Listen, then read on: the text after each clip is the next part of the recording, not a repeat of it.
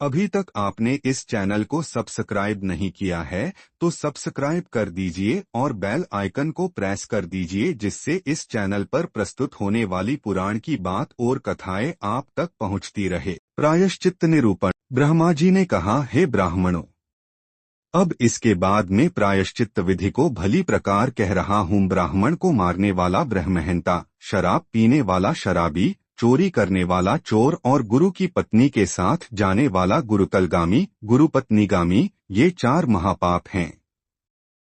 5वां महापापी है जो इन सबका साथ करता है। देवताओं के अनुसार गोहत्या जैसे अन्य पाप उपपाप हैं। जिसने ब्रह्महत्या की है उसे वन में स्वयं पर्णकुटी बनाकर उसी में उपवास करते हुए 12 वर्षों तक रहना चाहिए, अथवा पर्वत के उस ऊंचे भाग से गिरकर अपने प्राणों का परित्याग करना चाहिए जिस भाग से गिरने पर कहीं बीच में रुकने की कोई संभावना नहीं है और मृत्यु निश्चित है। इसके अलावा जलती आग में प्रवेश करके अपने प्राणों की आहुति देना, गहरे पानी में प्रवेश करके अपने प्राणों की आहुति देना, ब्राह्मण या गाय की रक्षा के लिए अपने प्राणों का बलिदान देना भी ब्रह्महत्या के दोष से निवारण है।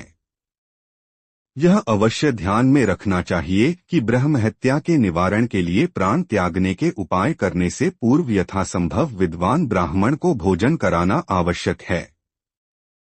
अश्वमेध यज्ञ के अंत में अवभृत स्नान व्यक्ति को ब्रह्महत्या के पाप से मुक्त करता है। वैदिक ब्राह्मण को सब कुछ दान देने से ब्रह्महत्या से उत्पन्न पाप का नाश बन जाता है। सरस्वती, गंगा और यमुनाएं नदियां जो ब्राह्मण पवित्र संगम पर 3 रातों तक उपवास करता है और प्रतिदिन तीनों समय स्नान करता है, वह भी ब्रह्महत्या के पाप से मुक्त हो जाता है। सेतुबंध, रामेश्वरम, कपालमोचन तीर्थ या वाराणसी का पवित्र तीर्थ में स्नान करने से व्यक्ति ब्रह्महत्या के पाप से मुक्त हो जाता है। शराबी ब्राह्मण उबलती शराब या दूध, घी या गोमूत्र पीने से होने वाले पाप से, जो अग्नि के समान है, अंतरात्मा को जलाने वाला, मुक्ति प्राप्त करता है। जो व्यक्ति सोना चुराता है वह राजाओं द्वारा भाले से प्रहार किए जाने पर या घिसे पिटे कपड़े पहनकर जंगल में ब्रह्महत्या को नष्ट करने वाली तपस्या करने से पाप से मुक्त हो जाता है। काम से मोहित ब्राह्मण यदि अपने गुरु की पत्नी के पास जाता है तो उसे इस गुरुपत्नीगम रूप पाप से मुक्त होने के लिए जलती हुई पति हुई लौह निर्मित स्त्री का सर्वांग आलिंगन करना चाहिए। अथवा ब्रह्महत्या के पाप से मुक्ति के लिए जो व्रत विहित है उस व्रत का अनुष्ठान करना चाहिए। 4 या 5 चांद्रायण व्रत करने से भी गुरुपत्नीगमजनित पाप से मुक्ति हो सकती है। जो ब्राह्मण पतितों की संगति करता है उसे विभिन्न संगति से उत्पन्न पापों को दूर करने के लिए उन पापों के लिए बताए गए व्रतों का पालन करना चाहिए। अथवा उसे आलस्य से रहित होकर 1 वर्ष तक कठोर तप का पालन करना चाहिए। विधिपूर्वक किया गया सर्वस्वदान समस्त पापों को हरने वाला है। अथवा अनुष्ठान के अनुसार चांद्रायण व्रत और अतिक्रुचर व्रत भी सभी पापों को दूर करने वाले हैं। गया जैसे पवित्र स्थानों के दर्शन से भी ऐसे पाप नष्ट हो जाते हैं।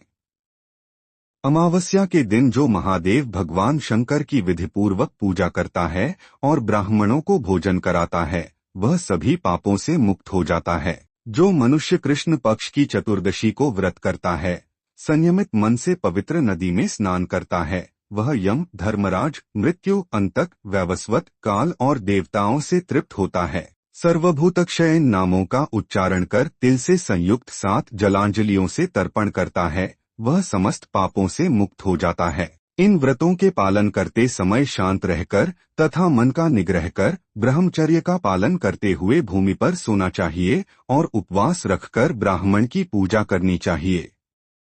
कार्तिक शुक्ल पक्ष की षष्ठी तिथि में उपवास रखकर सप्तमी तिथि को सूर्यदेव की पूजा करने से भी सभी प्रकार के पापों से मुक्ति हो जाती है। शुक्ल पक्ष की एकादशी तिथि में निराहार रहकर जो द्वादशी तिथि में जनार्दन भगवान विष्णु की पूजा करता है वह समस्त महापापों से मुक्त हो जाता है। सूर्य और चंद्रमा के ग्रहण के दौरान मंत्र जाप, तप, तीर्थयात्रा, देवताओं की पूजा और ब्राह्मणों की पूजा भी महान पापों का नाश करने वाली है। समस्त पापों से युक्त मनुष्य भी पवित्र स्थानों पर जाकर नियमानुसार अपने प्राण त्याग देता है और समस्त पापों से मुक्त हो जाता है। पतिव्रता नारी पति के देहावसान के बाद पति का वियोग असह्य होने के कारण पति धर्म के अनुसार पति के शरीर के साथ शास्त्रीय विधि का पालन करते हुए अग्नि में प्रवेश करती है तो ब्रह्महत्या, कृतघ्नता आदि। जो स्त्री पवित्र है, अपने पति की सेवा में समर्पित है, उसे इस लोक और परलोक में कोई पाप नहीं लगता। वह वैसे ही निर्दोष हैं जैसे दशरथ के पुत्र श्री राम की पत्नी विश्व प्रसिद्ध देवी सीता लंका में रहते हुए भी निर्दोष रहीं और अपने पतिव्रत के प्रभाव से उन्होंने राक्षस राजा रावण पर विजय प्राप्त की। हे यतव्रत, जो लोग संयमित मन से विभिन्न शास्त्रीय व्रतों का पालन करते हैं, भगवान विष्णु ने मुझे बहुत पहले ही बताया था कि जो व्यक्ति गया में फल्गु नदी जैसे पवित्र स्थानों में भक्तिपूर्वक स्नान करता है, वह सभी प्रकार के पापों से मुक्त हो जाता है और सभी अच्छे कर्मों का फल भी प्राप्त करता है। आपको वीडियो अच्छी लगी तो लाइक करें, शेयर करें और सब्सक्राइब जरूर करें।